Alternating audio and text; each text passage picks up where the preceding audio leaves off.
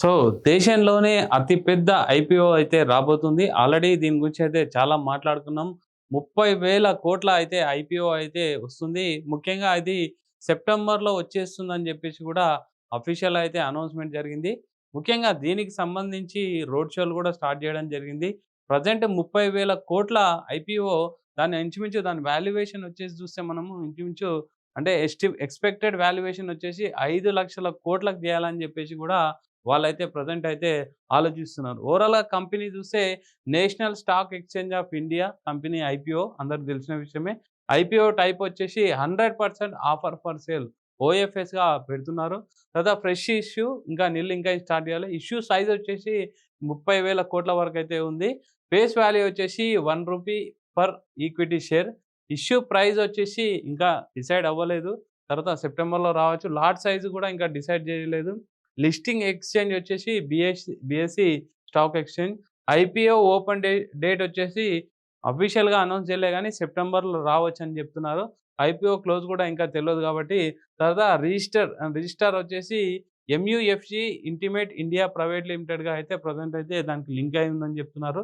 తర్వాత expected valuation ఇంతకుముందు మనం చెప్పినట్టయితే 5,00,000 కోట్లు దానికి సంబంధించిన ఫండ్ అంటే ఎస్టిమేటెడ్‌గా చేయాలని చెప్పేసి లిస్టింగ్ తర్వాత వాళ్ళు ఆలోచిస్తున్నారు. కరెంట్ స్టేటస్ చూస్తే డీఆర్‌హెచ్‌పీ అయితే ఫైల్ అయింది. సెబీకి కూడా అప్రూవల్ అయితే రావడం జరిగింది. ప్రెజెంట్ సెప్టెంబర్‌లో రావచ్చని చెప్తున్నారు. నెక్స్ట్ వీక్‌లో ఒక పెద్ద ర్యాలీ, రోడ్ షోలు అండ్ ప్రపంచవ్యాప్తంగా కూడా దీన్ని ఒక పెద్ద ఐపీఓ చేయాలి. అంటే హుండాయ్ ఐపీఓ తర్వాత ఒక పెద్ద ఐపీఓ చేయాలని చెప్పేసి కూడా ఎన్ఎస్‌సీ అయితే బాగా భావించడం జరిగింది. ముఖ్యంగా ఎన్ఎస్‌సీ ఐపీఓని అంటే ఒకవేళ లిస్టింగ్ తర్వాత కొనాలా లేదా అనేది ఆప్షన్ అయితే పెట్టుకోవద్దు.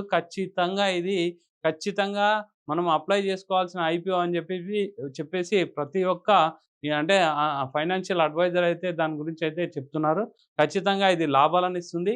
అందరూ అప్లై చేయాలి. లిస్టింగ్ తర్వాత కూడా మంచి లాభాల్లో ఉంటుంది. ఎందుకంటే ఎన్ఎస్‌సీ ఐపీఓకి సంబంధించి మనకు తెలుసు. అంటే ఎఫ్ అండ్ ఓ గాని, ఏది గాని ట్రేడింగ్ గాని, తర్వాత అంటే ఈక్విటీ మార్కెట్‌లో గాని, నిఫ్టీ 50 గాని అన్నీ రన్ అయ్యేది ఎన్ఎస్‌సీ అండర్‌లోనే రన్ అయితాయి. National stock exchange of India. So, ఖచ్చితంగా ఇదైతే ఒక పెద్ద ఐపీఓగా మారనుంది. ఈ ఐపీఓని మాత్రం ఛాన్స్ మాత్రం ఎట్టి పరిస్థితుల్లో మిస్ కాకూడదని చెప్పేసి కూడా చెప్పడం జరిగింది. ఎన్ఎస్‌సీ ఆర్గనైజేషన్ కూడా దాన్ని ప్రతిష్టాత్మకంగా తీసుకొని కూడా రోడ్ షోలు కూడా నిర్వహిస్తుంది. సెప్టెంబర్‌లో అయితే ఎన్ఎస్‌సీ ఐపీఓ వచ్చే అవకాశం ఉంది. ఎట్టి పరిస్థితుల్లో ఛాన్స్ వదలకూడదు. ఇలాంటి ఎన్ఎస్‌సీ ఐపీఓలు మాత్రం లాంగ్ టర్మ్‌లో కూడా ఖచ్చితంగా మంచి లాభాలు ఇస్తుందనేసి ఎక్స్‌పర్ట్స్ అయితే చెప్తున్నారు.